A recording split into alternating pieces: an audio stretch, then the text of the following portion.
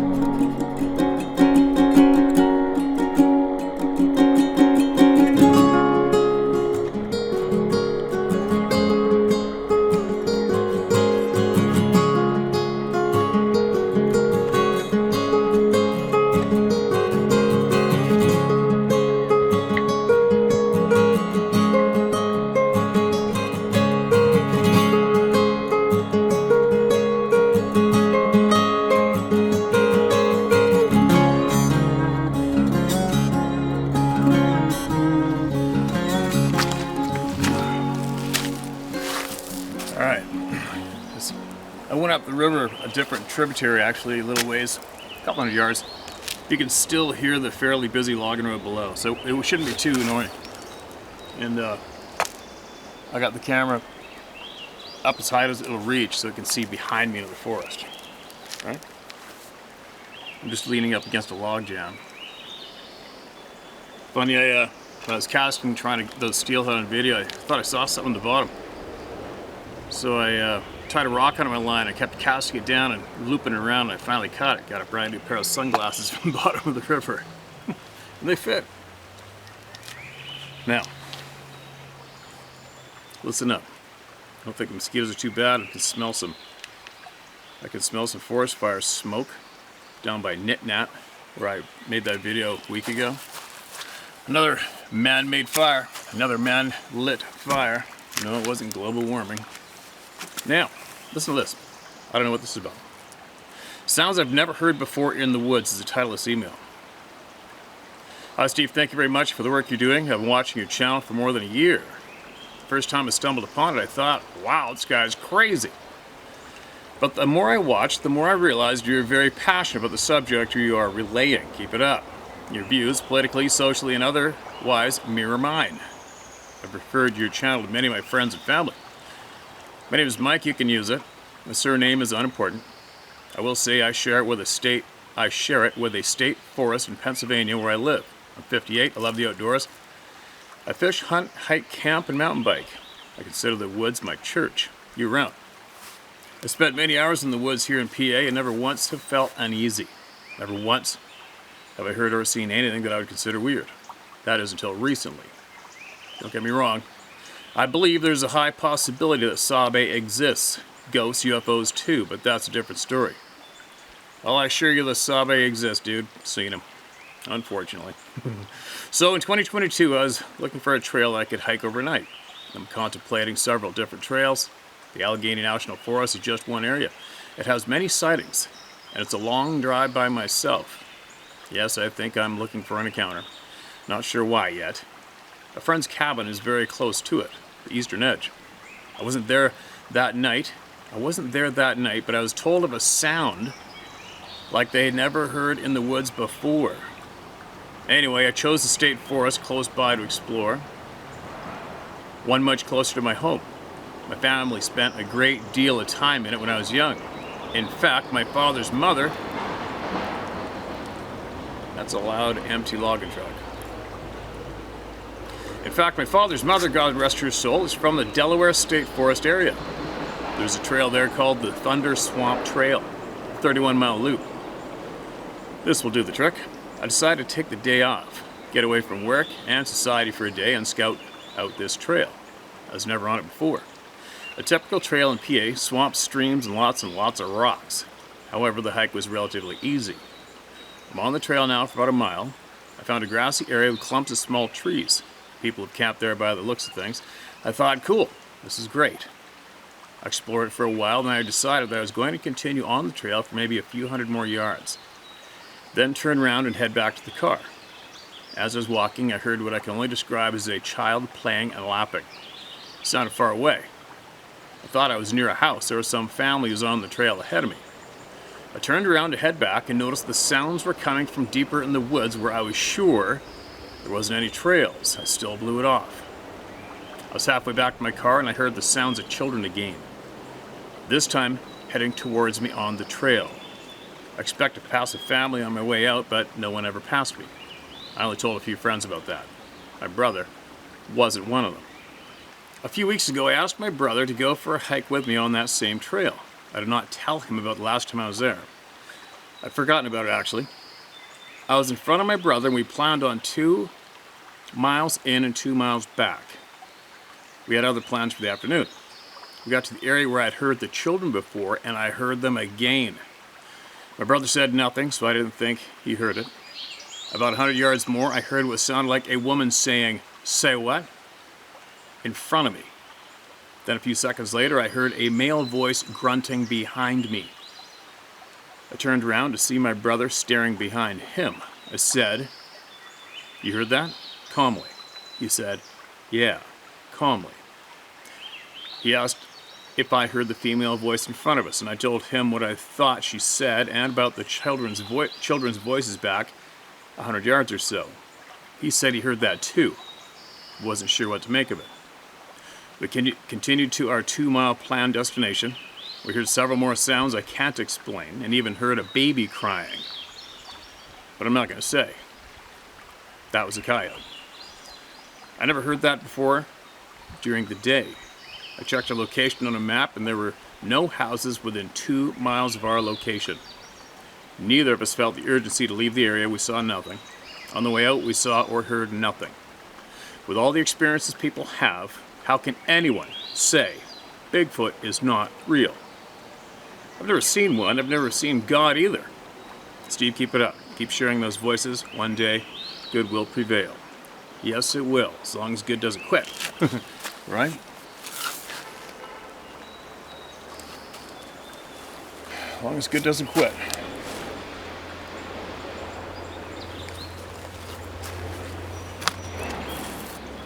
You're not the only one who has thought at first for people to be crazy when they talk about this subject, but now that you've had somewhat of an experience yourself, you can see why I'm a stubborn prick about it, and I don't give a shit what anybody says, and there's no man's gonna laugh loud enough to change my story or stance.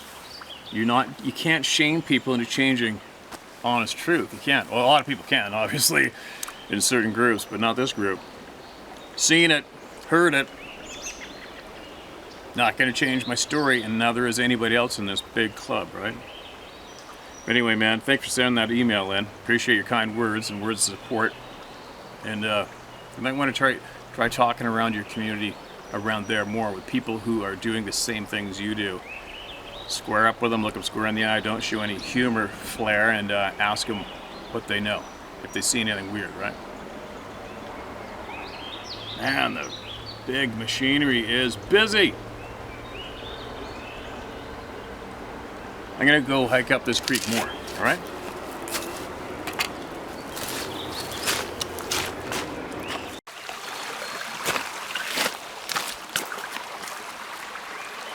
All right.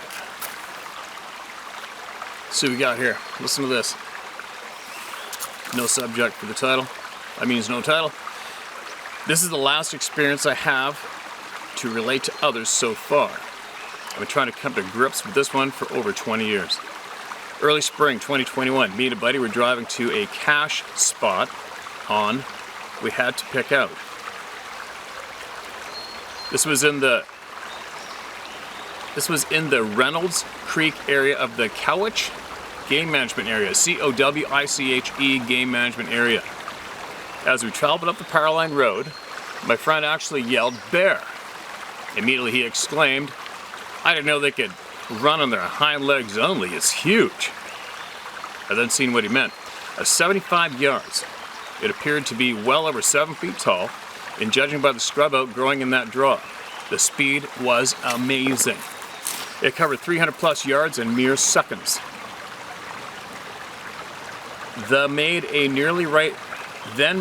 Here's some typos. Get ready, you guys, there's typos.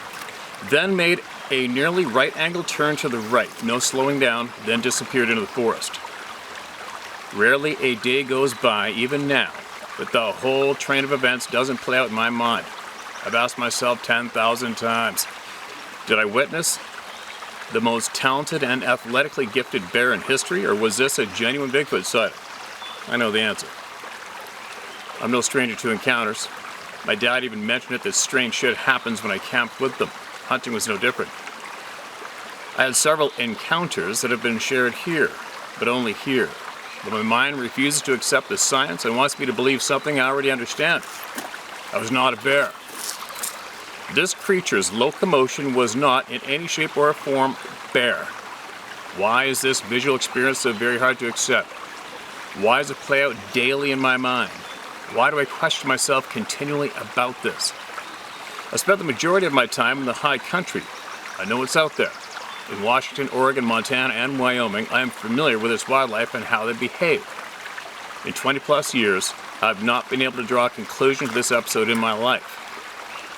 I'm not uneducated, I'm not martially untrained.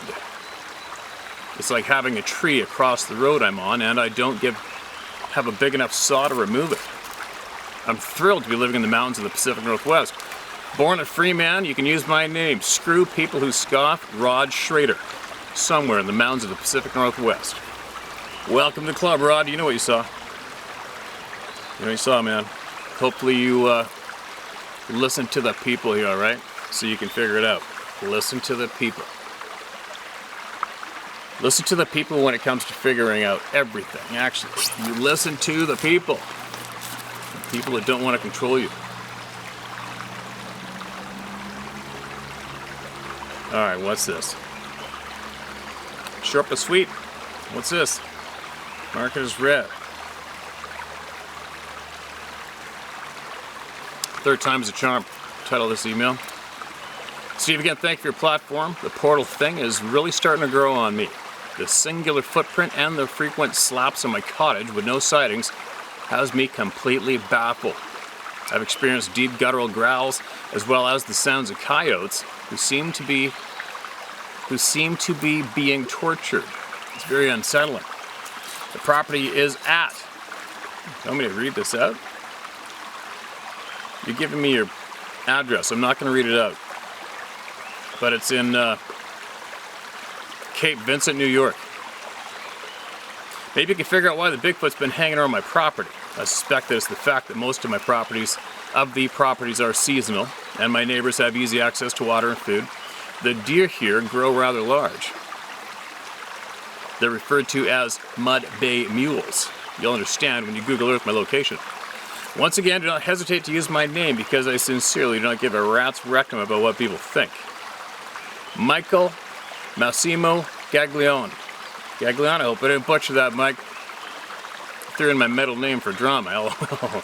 Okay, man. Hope you understand why I didn't share your address. There's a lot of dirtbags on here with the only intent is to find out where they can go trespass and go seek and maybe destroy, right? A lot of them. And you know what? A lot of them come from that frickin' website. You know the one. Now,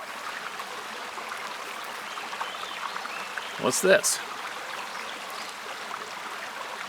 And yeah, just so you know, right where I am, there's been activity. Up creek, and about 4 kilometers that way, a reddish hare being jumped down in front of a truck and over the bank of the road. My neighbor's employee, not too long ago. It was titled Bigfoot Scream. Howdy from Texas to you, Steve, and all yours. Peace and blessings. I live in Abilene, and the next county is a lake. In that entire area, the ape man has been well noted. My first hearing of him was Alton Newton talking about chasing it up and down the creek banks in Anson in the 1930s. We then had a big darlin'. We then had the Big Darlin make the front page Abilene Reporter News, where they dubbed the big fella the Howley Him. Look it up. It's right there in black and white. Okay, Hawley Him. Three of us hippies were out for a meteorite shower. We were all having a great time. Coyotes were howling, and then we and another group started howling. We were laughing our heads off, stoned and a little tipsy, when this terrifying scream near us erupted. Stone dead silence. It was as if someone yanked the cord out of the coyotes. We froze until we heard the footsteps. Left, right, whatever it was, and we know, don't we? Sorry, one more time. Whatever it was, bracket, and we know, don't we, end bracket, stepped over the barbed wire fence, walked across the road, stepped over the fence by us, and was coming right at us. We were sitting in the back of a ranchero. Buddy, we made tracks. Got home never saying a word. Stunned city. Quote, what was that? I don't know. Were you scared? No. You want to go back? Hell no. End quote. Went back the next morning, no tracks. Noticed the barbed wire fences were freshly strung. It was a high stepper. Jones County. Lake Fort Phantom. Share my name, been telling the story since it happened in the late 70s. Best of life to you all and happy trails. Diane Barslow. Jesus is Lord. Diane, thank you so much for that and location. Yeah, they're high steppers. That's something for certain, right? Very high steppers. Amongst other things. Now, I really got to filter through the emails because there's a lot of emails. There's a lot of very intelligent people here who at times I think are trying to explode my brain. Because there's a lot of very intelligent people looking for questions during their ride of life. And they are very diligent, relentless researchers of many topics. And they share a lot with me. And I save them all and I put them in my notes to make sure I read them again if I don't have time to do anything about it or do anything with it at the time. And a lot of these emails are not related to this topic that's seems to be dominating the channel. And it kind of makes you wonder, you know, other people who have far greater audiences than me and been around a lot longer than me, like just say the Joe Rogan podcast, the stuff that I'm getting shared with me, I can only imagine the stuff that gets shared with him or other people who have very large followings and appear to be legit, straight up, right? Man, I'm starting to sweat. It is hot here now. And I'm not sure, I'm trying to make a decision if I should share these emails here on this channel with you guys or stick it to the Rumble, I don't know. But as we look around and search and listen and ask people to share their knowledge, and like I said before, this topic right here is just one. It's the easiest one for me, I feel, to share with the world, to show you directly that we are 100% being misled. 110%. And I'm not the only one. There's a pile of people out there screaming truths on the rooftops. So I don't know what to do. I'm getting so many emails with a lot of knowledge in them that aren't directly related to this topic. I'm wondering if maybe I should share those and do this topic every second day. It's not like I can go start another channel, for God's sakes, just to accommodate a different flavor of topic. But we'll see. Because there is very important words being shared with me that you people need to hear. The whole you people, all people need to hear, right? So I'll keep today's theme to the Sasquatch topic, what's going on in the woods around us, around me right now, here, and many other places. And then I think maybe tomorrow I'm going to crack open these other emails and share them with you, and you can do with them what you want, take from them what you will, or leave it. It's too easy. Logging traffic, road building traffic. All right, who else do we got? All right, who's next? June 29th video and a similar story to share. All right, that's what we're after. These are all mixed up. Some are recent emails, some aren't, right? Stephen, you use my name, it's Claire. First and foremost, thank you for the amazing work that you do. Much respect to you. Thank you for the kind words, Claire. Hearing you read that first email from, Justin of Illinois brought back a very disturbing memory of a similar experience. Years ago, I was traveling along the Trans-Canada, heading towards Camp Belton. One word, Camp Belton, one word, New Brunswick. When I saw a traffic sign warning people to slow down, which I automatically did. There was some construction in the area and a traffic light had been placed on the shoulder.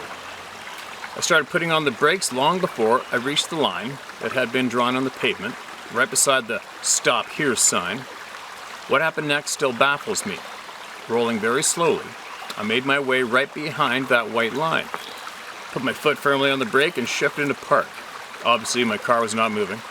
I was the only car waiting my turn at the light. All of a sudden, and within seconds of my car being at a full stop, I felt as if the tree lines on both sides of the highway were moving away from me very fast. The feeling I had was like I'd been propelled forward at a very high rate of speed. I nonetheless rolled to a stop very slowly on a very long distance before my car was at a complete stop. It scared the shit out of me, as I thought my car had somehow started moving. I still felt I was being propelled forward. I looked down and saw my foot pressing firmly on the brake. Everything was moving so fast it made me dizzy. Dizzy beyond anything I'd ever felt before. This lasted well over a minute. I remember putting my car window down and I gazed at the fast-moving tree lines on either side of me. It was a terrifying experience. Not one I want to repeat. That's a weird one. I got nothing I can say to something like that, obviously. But I'm sharing it. Sharing it. A lot of you out there are having similar bizarre experiences and you're connecting here, right? There's nothing wrong with that. That's frickin' weird. Okay, here comes a familiar name. Marcus Red. The Arizona 4 from another's perspective. Hi, Steve. I finally decided to reach out and share a bit of my truth and experiences with you and the rest of the people. My name is Chris, an experiencer, and another member of the Arizona 4, a name that I initially detested, but have come to accept as it is at least a reference point for you and the rest of the gang here. Yeah, it works for us good, man. Embrace it. Not really sure where to start, but a quick summary might be in order. 36 years ago, I had an encounter in Wisconsin, which started me on this crazy journey, which has led me to where I am now. One of the more positive aspects of the internet and the digital age has been the ability to connect with others, as well as the ability to share knowledge and experiences on platforms like this one. I actually found your channel 4 or 5 years ago while learning about bear attacks and behaviors. I vibed with your genuine and often humorous stories about your bear encounters, having no idea that you would come out regarding your experiences with Sasquatch. Yeah, I didn't have an idea I was gonna either. I'd walked away from this topic and most other things in my life at this time, sadly being completely in the throes of addiction and all the soul-crushing misery that accompanies that lifestyle. Steve, it was you and another person engaged in these topics that inspired me to get back in recovery and re-engage with life in a meaningful way, and I am eternally grateful for that. Long story short, I got clean and I moved to Arizona 4 years ago and got my proverbial shit together. As I continued to get well, I rediscovered my passion for the real world and also dove back into my quest for understanding the Sabe people. I dismissed most of the experts as egotistical clowns years ago, as I've learned that pride and ego are absolute roadblocks to growing spiritually. And for me, this has truly become a spiritual journey. It wasn't always. Good for you, man. You are a kick-ass, strong, determined human being. Huge respect. 3 years ago, I met Kevin. We're both members of a very small, closed, online community of experiencers. A group of great people doing what we do here at Howtohunt, but on a much smaller scale. Kevin and I decided to meet in person for a camping trip out on the Mogollon Rim in Arizona. We spent 4 days together that absolutely changed my life. I witnessed and interacted and experienced the fantastical. Kevin and I met as online acquaintances and left bonded as brothers. He just officiated my wedding in May of this year with the rest of the Arizona 4 in attendance. Over the course of that year, I met the other guys, and we were all very close. It's a freaking good story, man. Love it. The amount of things that I've witnessed are almost too numerous to tell here, but I will relate the most significant one for me now. 2 years ago, I was involved in an industrial accident where I worked and crushed, mangled, then amputated my right hand at the wrist. An absolutely catastrophic injury that rendered my right arm, shoulder, and hand useless. That sucks. Hospitalized for 3 months and 22 surgeries later, they somewhat salvaged my hand. After I got out of the hospital and was able to get around a bit, Kevin asked me to go camp with him and another of our gang. I agreed reluctantly, mainly because at this point just pulling my pants up was a chore. The first night was quiet, not a lot of activity, but it was nice just to be out with the guys. That night I lay down in the tent and fell asleep. Hours later I woke up to a feeling of being almost electrocuted. A wave of energy that started at my neck, traveled down to my feet and back to my neck. Not painful, but intense. Having been zapped before, I knew it was the sabe, but thought nothing more, and as it subsided, I fell back to sleep. The next morning, I arose to relieve myself and walked over to do so about 20 feet from the morning fire that Kev and Chuck were getting going. When I was finished, I zipped up my fly with my right hand. This was physically impossible 6 hours before. The damage to my hand and arm was so severe that there were no flexor tendons left to move my fingers. I gingerly started to flex my hand, then tried rotating my arm and shoulder, which again were impossibilities just a few short hours before. My pain was gone, and I'd gained a degree of function to my hand and arm that was medically impossible. Whoa. They had healed me. Kevin and Chuck witnessed this as I began to sob. I walked away to compose myself, and as I did so, I thanked the forest people for what they had done. Immediately after I said this, I was enveloped in a bubble of compassion and kindness that was coming not from within, but was projected onto me. Very powerful and very profound. I have a degree of function now that, while not perfect, is exponentially better than it should be, and I'm grateful beyond words. Sorry for the length of this, Steve. There's so many other experiences to share. Mind speak, physical encounters, and interaction, etc. Do I claim expertise? Hell no. Not everyone's experiences are the same, and I claim no authority about any of it. Although I've never had a negative experience, there are many who have, and I believe them. My journey has become a deeply personal and spiritual one. Perhaps the most valuable thing I will pass on is this. The more that I have sought to grow internally and become a better person, the more my external experiences have grown with the Sabe. All in the best of ways. Peace to you and Sarah, and all the best to the rest of this fantastic community, which I am proud to be a part of. Chris K., the Arizona 4, June 6, 23. Chris, that is a hugely great share here today, and I absolutely appreciate you, man. Good work. You're a kick-ass warrior. And I believe that last paragraph is a very, very important one for everybody to read. So, thank you so much for that share. That's very, very important to hear that last paragraph especially, right? Don't you think, everybody? Wow. Huh. I think I'm going to leave it at that. I think I'm going to close this one on that last paragraph. And I'm starting to sweat. It's dribbling off of my forehead now. I'm not good with heat. Not the best at it. Unless I can jump in out of the water, which I think I'm going to do here down the river a bit. But anyway, you know, if it wasn't so hot, now the times that I can pull off going and meeting all the people from here, various people from here, people have invited me. It's just not going to happen this time of year. The fall is definitely not going to happen. So my only windows are going to be, I don't know, maybe, no, I can't say the fall at all. Winter through to spring is when I will be able to cut loose and go. And I'm going to. Obviously the government, the power manipulated rules they had last year absolutely stopped me from traveling, because I will not accept anything forced into my body from anybody as long as I can fight back. So I had to sit and wait it out, which I did, and now I can travel, but my window to go down and say, as example, see the Arizona 4, that window is very, very short in the springtime, and a lot came up and I couldn't do it, but I will do it. I'm going to do it.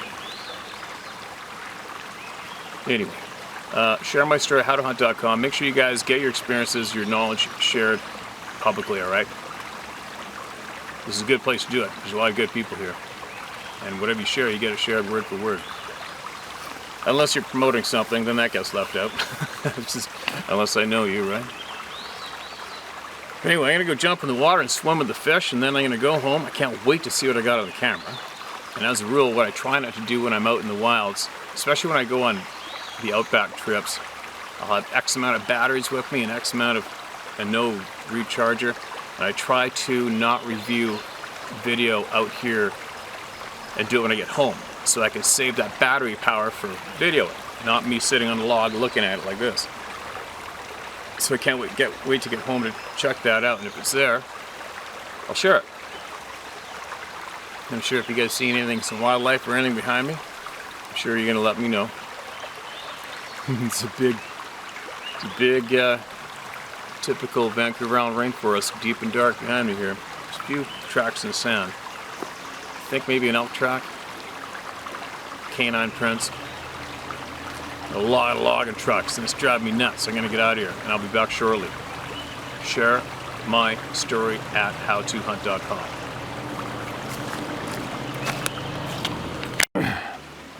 Actually, here's the 360, a 180, yeah, 180 of what I'm seeing, and that's the direction it came from.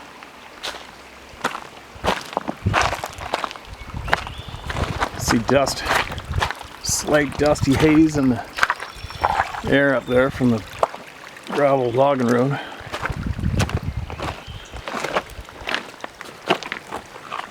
Big dark timber goes for quite a ways.